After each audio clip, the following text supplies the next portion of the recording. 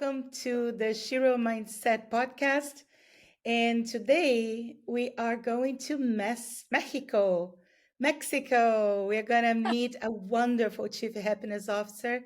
And before that, we are going to do a little dance. Oh, a Oh, little bit. yeah. Okay. Let's do just a little dance because she is very happy. And I see her social media and she's full of dance, right? Right. Yes, I see your postings, and I'm so grateful to be able to see you always popping this music and dancing wherever you go. And I said, okay, I would like to start with a little dance just to relax a little bit, right? Okay. I So love. tell us where you're born and something about you that it kind of synthesize who you are. Okay. Hi, everyone. I'm really, really happy and so excited to be here. I'm also a Chief Happiness Officer. I have been working for almost 20 years in the corporate world as an HR executive. And over my last 3 years, I have been working in terms of happiness at work. I'm the founder of the Happy Coach. It's an HR consulting firm that help companies to increase the levels of happiness of the people that work with them. And I love to travel as you. I really enjoy connecting with different people, different cultures, different ways to see the world. Yes. And I would love to have fun in this interview with you, Lulu. I'm pretty sure we're Wonderful. gonna have fun because Wonderful. because we love to dance, and I really enjoy that we start dancing this conversation with you. Yeah, this is our moment. I want us to be very relaxed. I want us to be authentic, spontaneous, because the world needs more of that. And then as chief happiness officers, we needed give people tools to be spontaneous and to be authentic. And having said that, we're gonna feature the book, the Shero's Mindset. You know, I had traveled in 2019, 19 countries, so I was all over the place. And then when I arrived, we were supposed to meet at Hoaso in 2020 Yeah, yeah, for for an event that we were planning, and then COVID came, and we were so scared, right? All of us inside of our homes. And I thought, okay, I'm going to start this project because every time I work with creativity, I feel very free. And starting this project, I selected 7 women, as you know, because you read the book, women that always inspired me of what they had gone through. And I thought, okay, let me tell my story. And my story has been about freedom. I endured a very difficult marriage, divorce, and to be free, I don't take it for granted. I really don't. And so I would like to share my book, but you're going to share your book because the book that you got, actually, you painted the yeah, mandala. I just yeah, think that I'm going to tell everybody that got the book to start painting their mandalas. I love yeah. it. Can you show me? Show me For your book. sure. One of the things that I love in this book, in your book, is that you have the opportunity to meditate through painting the mandalas. So it was like a little break for me, and I'm relaxed and have fun painting the mandalas that you have Amazing. in the book. I love it. Actually, I love I it. had no intention for that. And I think you are the mother of coloring. You are the one that's going to Well, inspire many people to, I love color. Here in Mexico, we have a of lot of course. colors. So when I don't see color, I just looking how can I put some color in everywhere. That's beautiful. So I wrote that the power of freedom is the authentic self expression in words, movement, and actions without inhibition. It gives us permission to feel and make choices.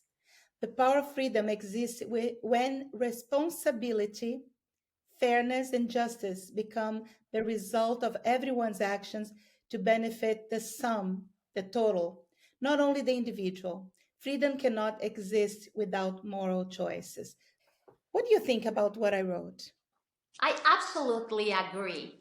I think that, well, freedom has a lot of definitions and also maybe different meanings among people, you know? Mhm. But I absolutely agree the one that you write it, because I really think that it's great to have this liberation in terms of actions, movements, words, and also in thoughts.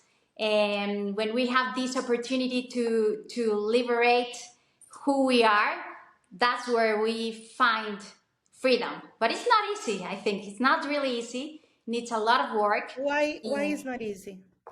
Because I think that we live in a culture that is oppressive, and it's like very common to be overachiever over and over. You need to make a stop and and think that if that's correct for you, and just be you. That's where Mhm. freedom is, I think. Mhm. Mhm. Maybe freedom without the culture manipulation, you Sure. know, Yeah, that absolutely.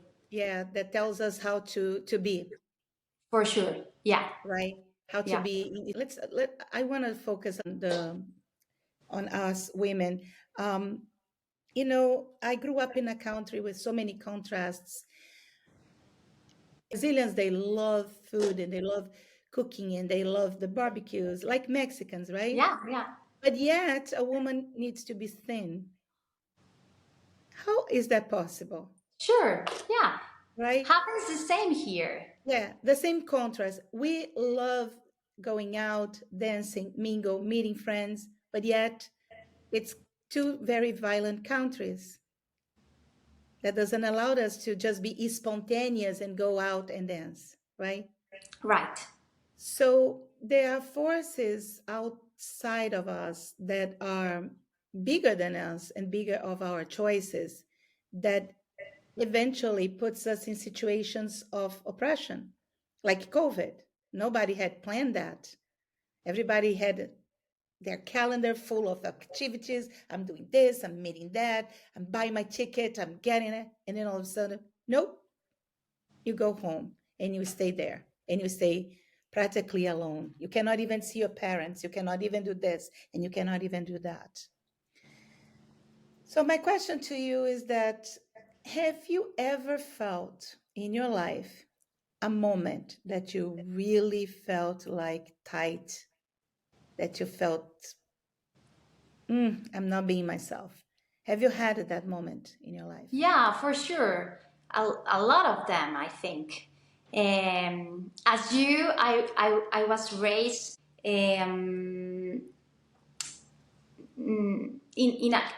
a school that was like very a lot of rules, Yes, in a Catholic school, yes, and where you need to do everything very good. If you don't do the things that you need to yes, do, you're not gonna be a good girl, you know. yes. You You cannot make always need to, mistakes, right? Mistakes yeah, are not part of a good Catholic school. yeah, Your yeah. grades, your behavior, your uniform, Your your uniform, the way hair. you dress, everything. Yes, You need to be careful because you need to go with the rules. yes, So I think that in the Latin American countries, there are a lot of times you don't feel free yes, because there are a lot of rules. A great country, but a lot of contrasts. We yes, cannot get out walking alone at night. yes. You need to be careful the way you dress. You need to be careful in different things. So responding to your question, for sure, I have been growing with a lot of moments without feel freedom. And then now name one time that you felt completely free and you felt that sensation that there was no rules and you're being yourself, authentic. Anything When comes to I your mind when I when you dance, dance? yes, when I dance, it's like I'm flying. I forget everything. I needed to start the interview with you with music. I get goosebumps because I'm very intuitive. And I was just learning about this app, the Riverside app. And then I saw this tune and I said, oh my gosh, we're going to start dancing. So right there I was tapping into your freedom, right? Yes, yes, Amazing. yes, Yeah. absolutely. So, my father was very free, extremely free, and therefore inconsequent. He was super inconsequent. He didn't measure the consequences of his acts and hurt me quite a bit and hurt our family quite a bit because he did it whatever he wanted, whenever he wanted, and with whom, whatever he wanted. But at the same time, my mother was the one that kind of putting limits in our family. But I also felt that by having some limits, I wasn't entire free, but I felt safe. So I think people don't realize the importance of letting children to be themselves, but yet safe. You see what I mean? Yes, You yeah, know, for sure. yes. For sure, I absolutely agree. As I told you, I grew up in this Catholic school, also very conservative, Hmm. but I was safe at the end. Exactly.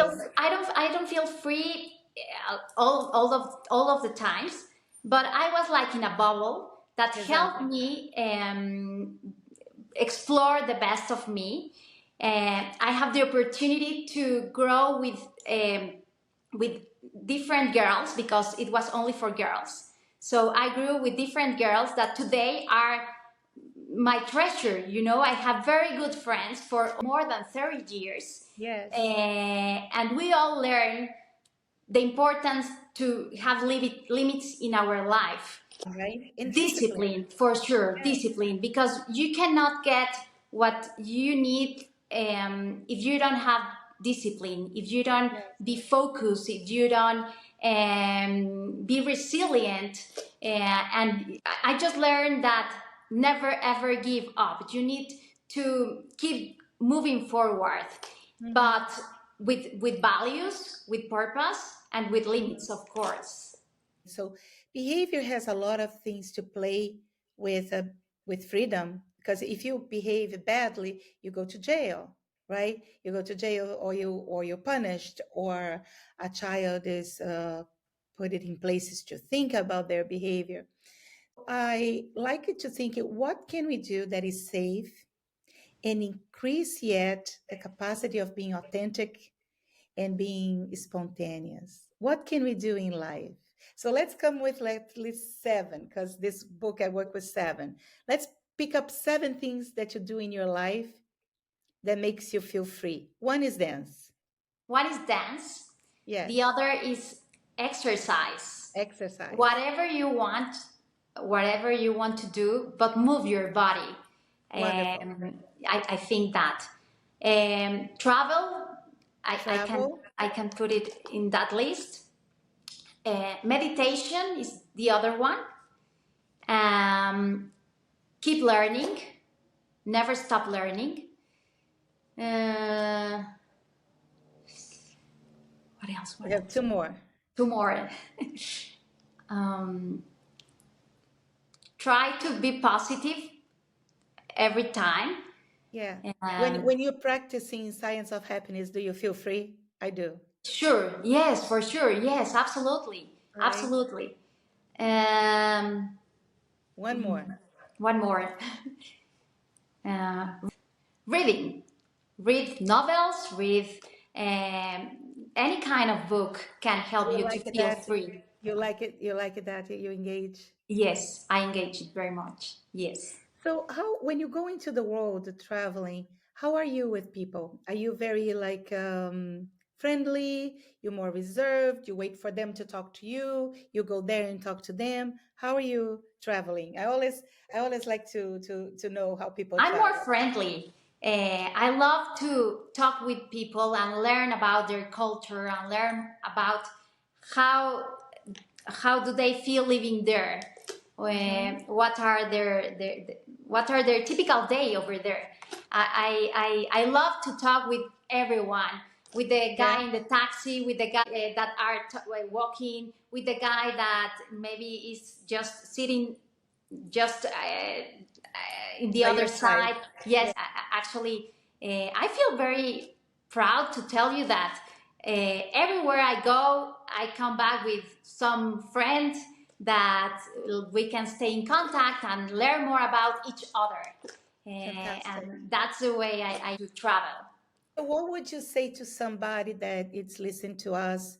They are having some difficulty either with their marriage or they don't like their bosses. Not everybody, you know that, Yeah, yeah, it go to happens very work much. because they want to go to work. Or people they're sick right now, they cannot leave their homes because their body is not doing well or their mind is not doing well. A lot of people with anxiety to the point that anxiety inhibits people to live a life with flow. So, as a chief happiness officer, when you encounter people that are going through something in their life, what do you do? How do you react to them? What do you tell, or you don't tell? You just listen. How do you process that? This relationship with someone that is not finding freedom at that time. At the beginning, I just listen. And if that person gives me the opportunity to tell them how I found more happiness in my life, I share with them how did I make it. And most of them give me the opportunity because they learn or they hear that I'm a happiness officer. So they are like, oh, tell me more, tell me more. And so in that way, I share with them that it's really important to give that they can give the opportunity to to experiment other kind of habits that will help them feel a little better. But it depends on every person. I think Of not course, everyone is available at that time. of course. They just sometimes they just need someone to listen them, and that's it. This is very important. We say that is the first step of healing is when you felt heard. When you're not alone. And the world of today, it's incredible, very dynamic because we are growing numbers of chief happiness officers and coaches, positive psychology. So it gives me hope. Yeah. I know that the world is still fragmented in terms of working together. But yet, new careers are coming up. And I think being a chief happiness officer is just a great career because we can teach someone how to reframe their story and then how much attitude plays into whatever circumstances you're going through life, right? Right. Because we know that 70% is attitude and then genetics and circumstances. So having a positive attitude is very important. Having that when you open our eyes, just being grateful for having another day, another opportunity to exist. Yes, because most of the time we give it for granted. We need to give thanks to have this opportunity to be here in the world for sure. Uh, With the ups and downs, because I always tell them that I also have downs. I'm a happiness officer, but I'm not happy every day. I'm not happy all Yes. the times. I have my downs, and I feel it, accept it, and after that, I try to keep moving. So when you're down, do you reach out for other people that can help you to elevate? Sure, yes. I look for So help. who is your when you just like stop, close your eyes, who is the first person that comes into your mind now that brings you a little bit more energy and you feel a little bit more energetic? My mom. My Your mom. mom. Yes. So tell She's me my a little rock. bit. Tell me her name and tell me something about your mom. Her name is Margarita, and she is the most lovely person I have ever known. She's so positive. She's so spontaneous. She's so funny. She's always dancing. She's always with a smile. She has a lot of friends, and she's always very positive, no matter what, Wonderful. And she's very strong. And when I see her, I feel peaceful and I feel very happy and calm. So, So do so you would you say that she's one of your sheroes? for sure, yes, the first hero in my life, for sure. She's from the south part of the country. She's from Merida, Yucatan. The people there are like very charismatic, always happy, and I don't know. That's why maybe she's that way. That's beautiful. That's very nice that you have that role model that inspires you to, yeah, to continue like choosing because it's a choice, right? Every day we have to make a choice. How are we going to be? Are we going to be obsessive about a problem, or we are going to Oh, learn how to let it go and be in control what things you can, and then let it go the things you can't control, right? I do that prayer every day, God help me to identify the things that I can't control, to mhm. understand the things I can't control, because there are some things we can't.